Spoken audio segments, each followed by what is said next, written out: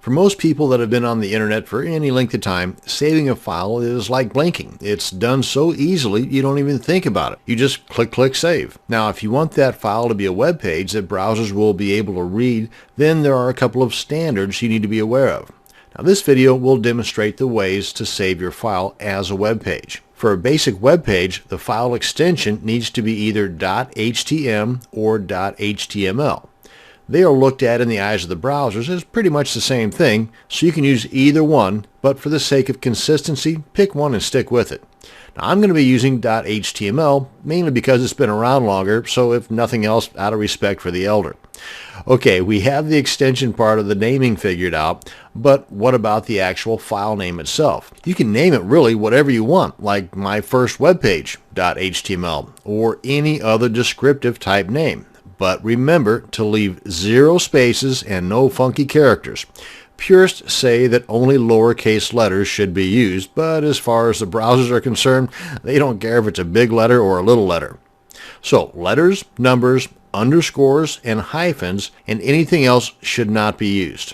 So now you know that you can name the file pretty much anything you want within the naming guidelines I just mentioned. But here's why you will want to consider just naming it index.html. Let's back up a second here. A web address tells the browser where to look for all the coding of a particular web page so that it will show all the goodies, the images, the text, and formatting. For example, http://cxi2.com/test tells the browsers to head on over to this folder in this domain and show me all the web page goodness. But in that folder named test, there needs to be an HTML file. That HTML file can only be named index.html for the browser to automatically pick it up out of the folder without some additional help. Now let's say, for example, that file name we wanted to see was not index.html. Then the browser is blind to it, just simply can't see it, and we're going to need to tell the browser the exact name in order for it to be seen. Let me show you what I mean. Now I've already logged into my server through FileZilla, and I'm at the test directory in my domain name. So now then all I need to do is drag my index.html file over to the test directory, or you can right click and left click on upload. That, or just left click, hold, and drag it on over there. Either way, it's going to end up in the same location. And this is the URL now, and with this being named index.htm or index.html, the browser will automatically pick this up without it actually having to be declared in the URL. So let's go ahead and test this. Let me just copy this, come on into the browser, paste it up here, and go. And there's our web page. Now then, if we were to actually declare that file name, that being index.html, then it will be the exact same thing. It's just that it's not necessary. The browsers automatically look for index file names in the directories.